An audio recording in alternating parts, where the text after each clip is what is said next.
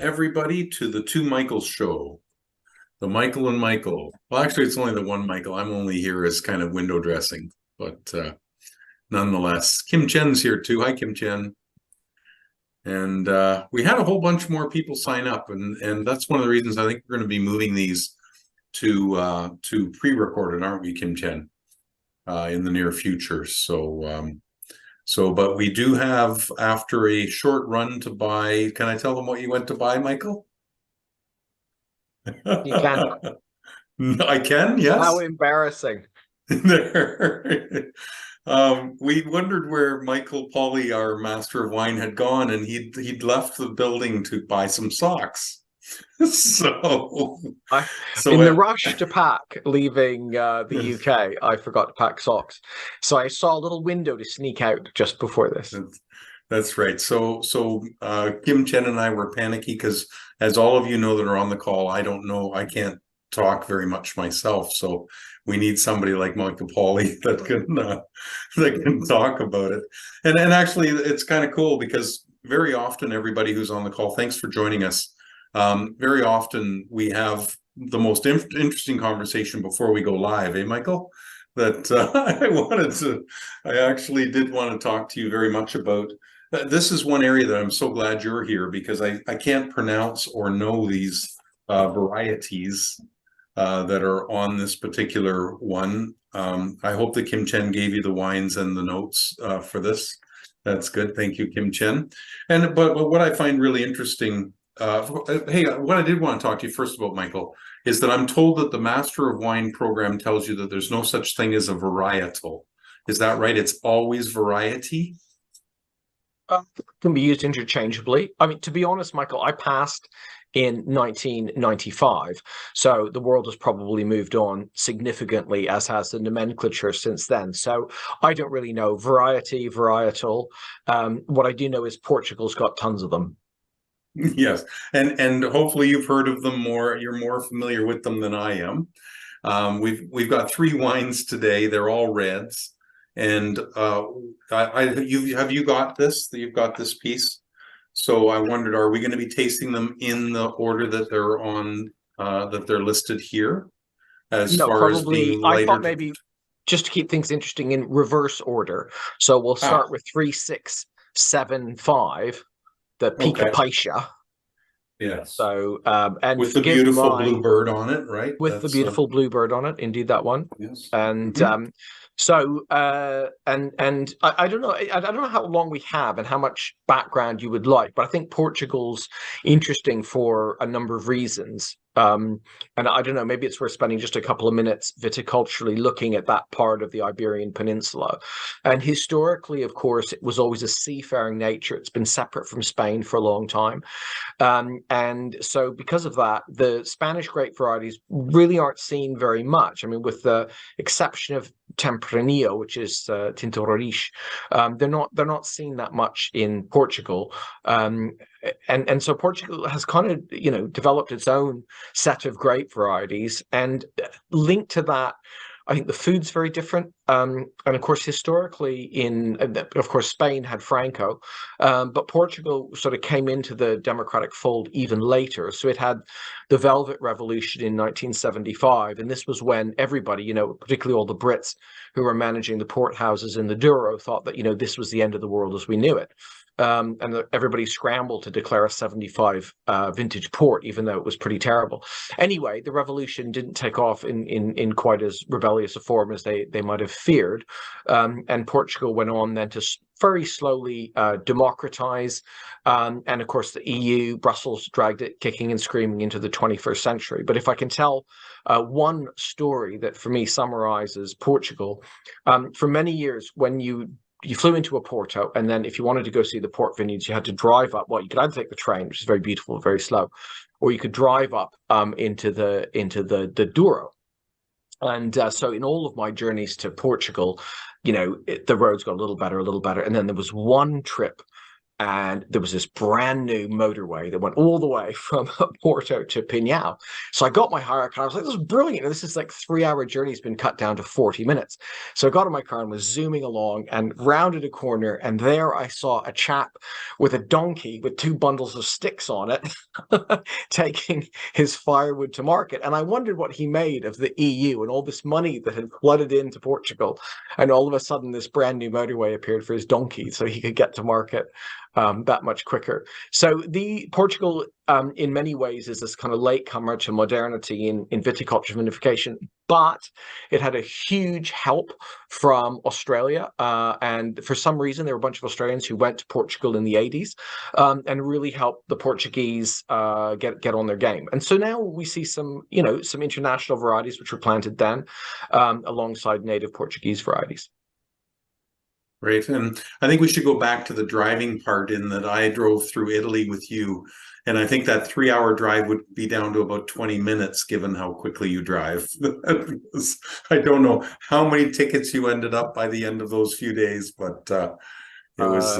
Well, I think, sadly, I think Greg ended up with them. So. Yes, and I was hanging. I'll have all the opinion members know that I was hanging on for dear life the entire time.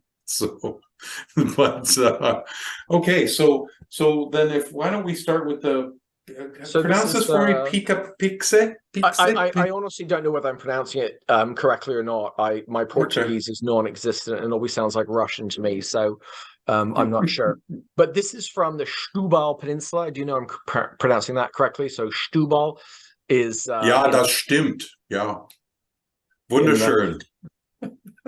In the far south by Lisbon, and so maritime influence, and this was together with the Tejo, this was really the region where there was a lot of international influence, as you can see. So Cabernet Sauvignon and Merlot here. So do you have that wine, Michael, as well?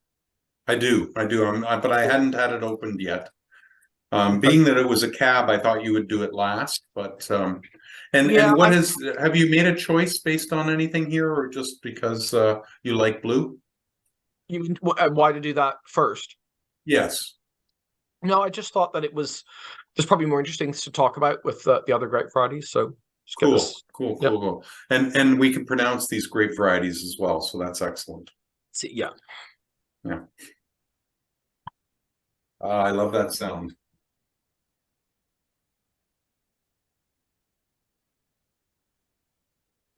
I've been tasting all day for 312.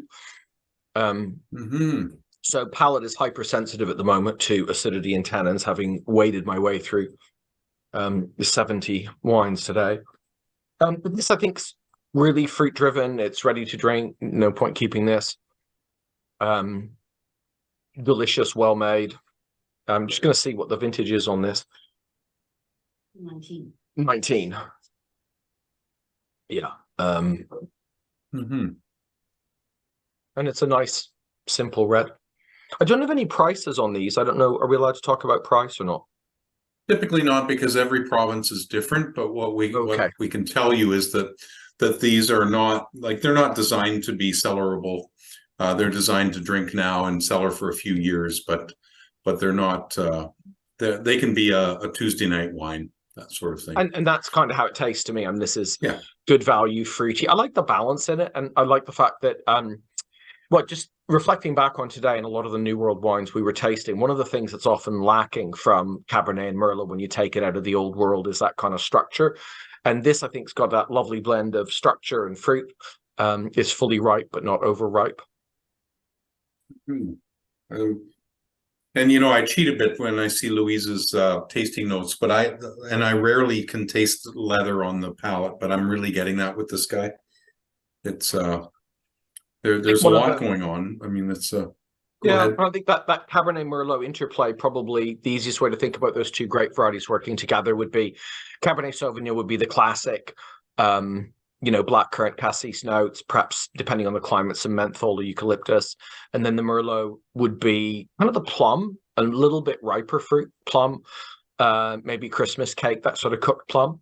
And then together they often take some oak. I'm not getting any oak on this. There might be a little bit, but it doesn't strike me as being particularly oak. And the I mean, this will go with kind of any red meat, but the main or anything in tomato sauce, actually, it's got good acidity. We often think about vegetarian dishes as going with white wine, but actually anything with tomatoes is probably going to be better off with a nice acidic red like this. Yeah, though the acid loves acid, right? I mean, is one of those food pairing notes that's the one I remember most. Everybody's very quiet. Please put any questions you might have in the chat. And if you have any ideas on your own tasting notes here, I always worry about embarrassing myself when I'm talking to a master of wine about wines, Michael. But from this one, would you call that a grippy tannin? Like I feel as though the tannins are still pretty intense here. Yeah. I guess you always need to consider, and we've talked about this before. It's something which comes up time and time again, is that idea of wine and food. So those tannins on their own are grippy, but don't forget, this is probably the first wine of the day for many people. And so, to be honest with you, those tannins, once you've bundled that up with some food, it's what you need. So I wouldn't, I find them present, but present and correct rather than present and kind of dominating proceedings. And I like the fruit in this a lot. You were talking about leather. I'm picking that up. There's a savory note to this, chocolate and coffee, alongside the black fruit.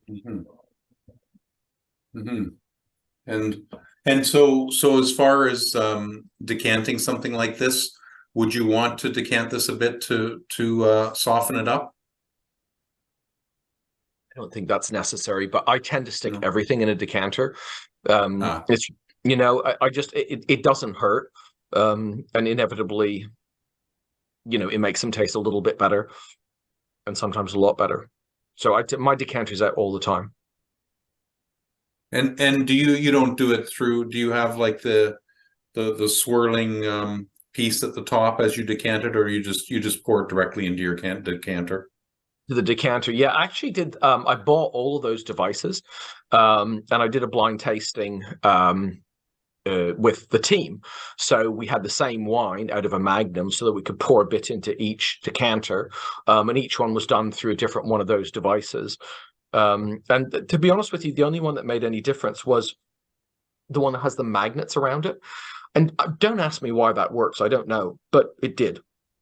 Isn't that interesting? Yeah, but all the other ones that swirl, there's enough aeration going on simply when you stick the wine into the decanter. But you can buy one that has it kind of the wine goes through this sort of funnel device, which has got magnets around it. And that was the only one that I did them all blind. And it did actually make a slight difference. And it made a slight difference. Interesting. Yeah, honestly, I have no idea why. I haven't read any research on why that would affect it. And trust me, I'm not an astrologer, and but it seemed to make a difference. Ooh, but and I think I've told you the story, and many opinions will have heard the story too. Is when I was in wine class, we had to do a project where we were presenting two wines, and we were going to discuss the compare and contrast, right? And my prof at the time said that she didn't feel that decanting made any difference in the wine, so I deliberately did the same wine, decanted and not decanted. And the entire class considered them very different wines, which was kind of cool. And I think I love the idea of blind, and sometimes it works and sometimes it doesn't, right? But and then I think we've had that story too. When you open a 1970 wine, you sure don't want to decant it because you'll kill it, right? You don't want it to get that much oxygen when it's that old, or it's just going to die too quickly, right? But if you've got to get it off the sediment, then you have to decant it. So the idea would be to decant it just before service. Right. And Danielle, the Kim Chen has put the name of the wine and the region in there, and I wish you the best of luck as well in pronouncing that. So well done, you, Michael Palij. Well, I'm not sure I got it right. If there is a Portuguese person in the audience, please feel free to correct. Yes, unmute yourself and tell us how to pronounce this stuff. So let's move on to the next wine, unless you've got something else to say about it, Michael. No. So this is 3 local grape varieties: Aragonés, Castelao, and Trincadeira.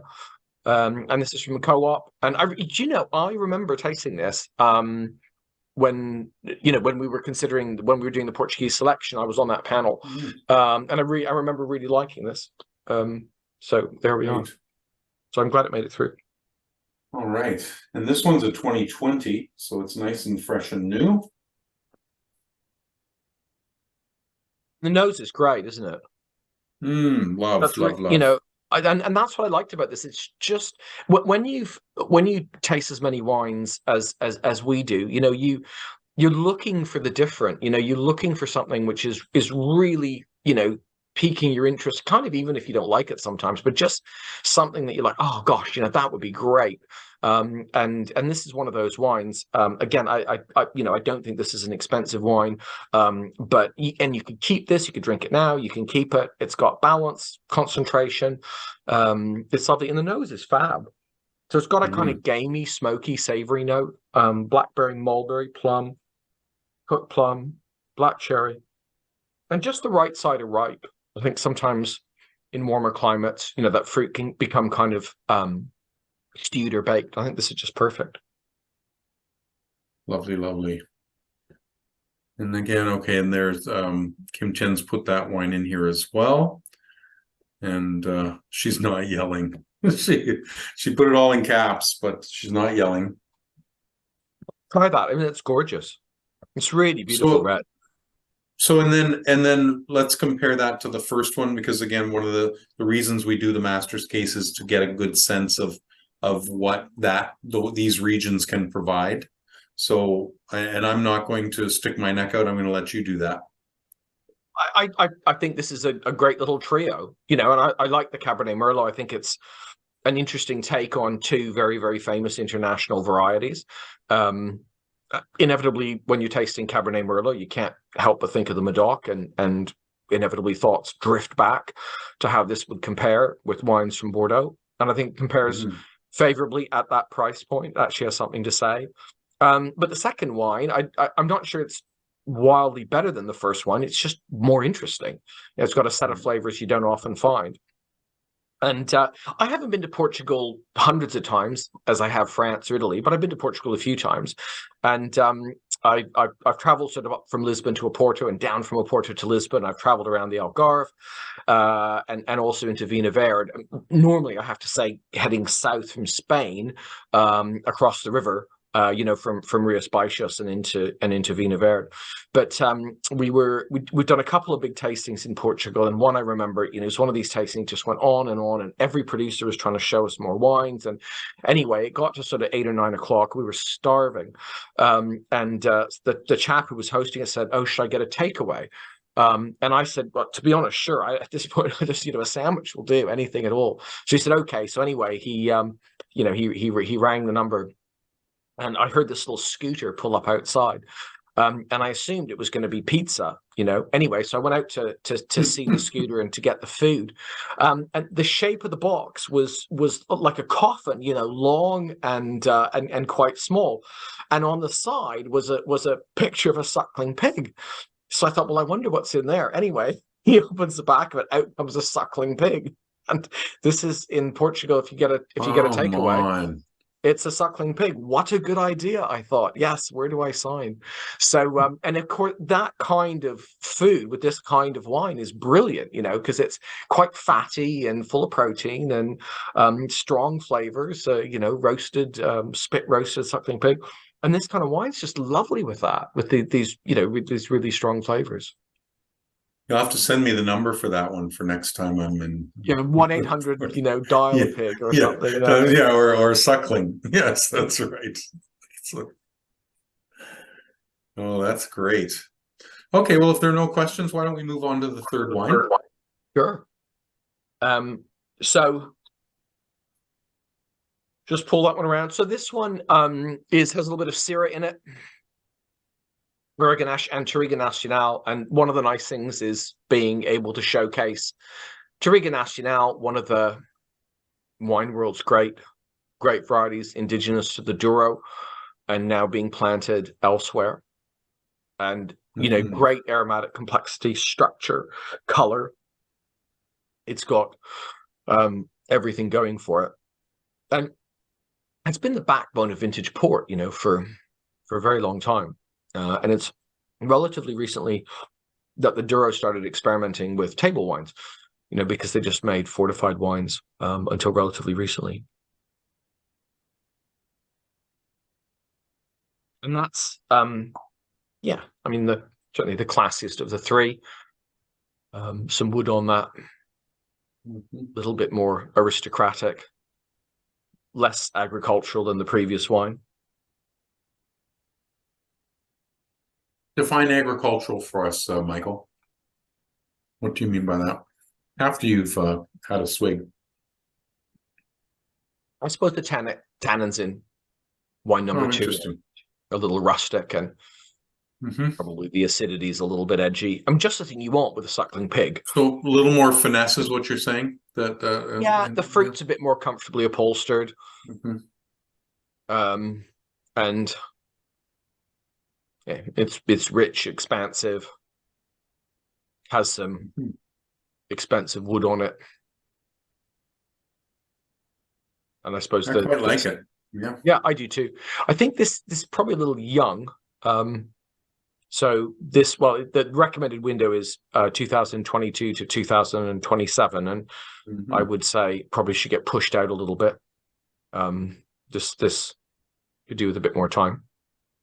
And it's rare with these master case wines that I do keep them. I often serve them when people are over and use them up. But I think this is the second bottle, because I've opened the first bottle. The second bottle will go down, and I make a note of it in my cellar so that I know, and I'll probably crack it open in 25 or 26 or something like that. Probably won't wait till 27. Well, I don't think there's any hurry to drink this, I suppose, is the point. Is and the message, nose on this is fabulous. There's the black pepper coming through, but I think you're also getting chocolate and leather, tar, vanilla, clove from the oak. There's lots going on there. So, and again, you'd be fine with suckling pig with this guy, but like you said, it's got some more finesse. It's a little, it's got some better wood on it and that sort of thing. So you can finesse the food as well, right? Then it becomes. I think this would be great with lamb or steak. Yeah.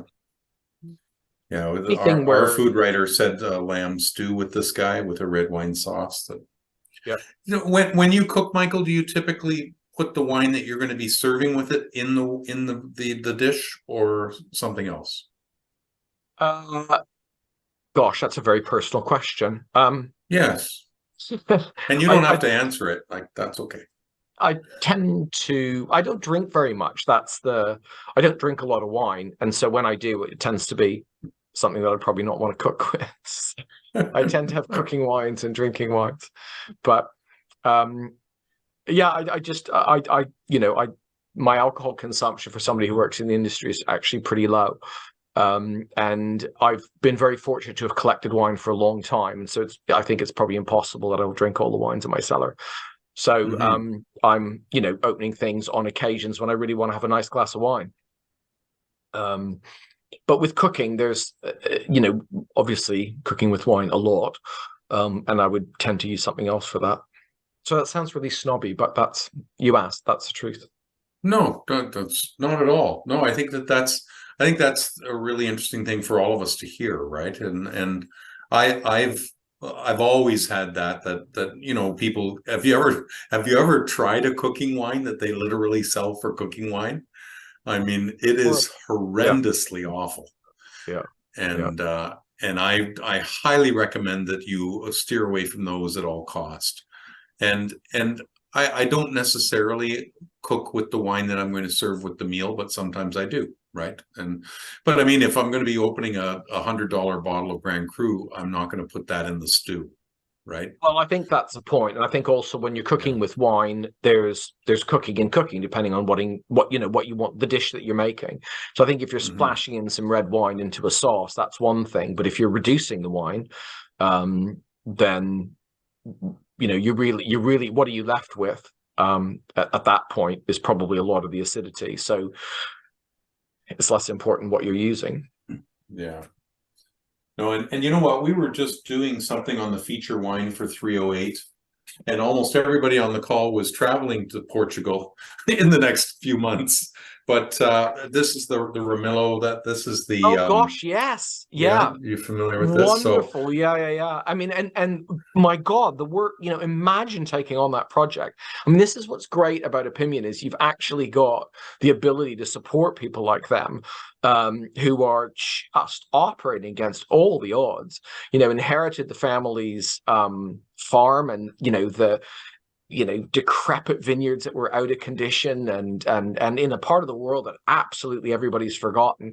And they sort of rolled up their shirt sleeves and said, nope, we're gonna bring this back to life. And that, I have to say, if there is a vision and a mission for Opinion, it's the ability to support those kind of producers who are really, really, I mean, putting everything that they own on the line and engaging in backbreaking labor to create something they really truly believe in. If you've not bought the wines of Ramillo, buy them. Even if you don't like them, buy them, because these are guys that you should really need and deserve your support. And that's and the whole I'm changing the subject now as I tend to, but there's this big thing at the moment about B Corps, and everybody has to be sustainable and all the rest of it, and so. We get involved in that from time to time. But one of the things I think absolutely nobody takes into account with B Corps is how can we encourage more people to go back to agriculture? How can we encourage young people today to stop wanting to be, bankers or computer programmers and say, go back to that family farm? And one of the ways is to pay them a living wage. One of them is to recognize that these, we haven't just, the wine world is not fully discovered yet. There are great things happening out there. And often the people who are the best at making the wine are the worst at marketing it. And that's where Opinion can come in. Yes, that's true. No, quite so, right? And certainly the picture on this was of the chorizo, which to me it didn't look particularly appetizing, although I absolutely love it. And it's on that clay piece where you pour some grappa into it and you set it alight and it cooks that. And I was just thinking that any of these three with the chorizo sausage would have been quite nice.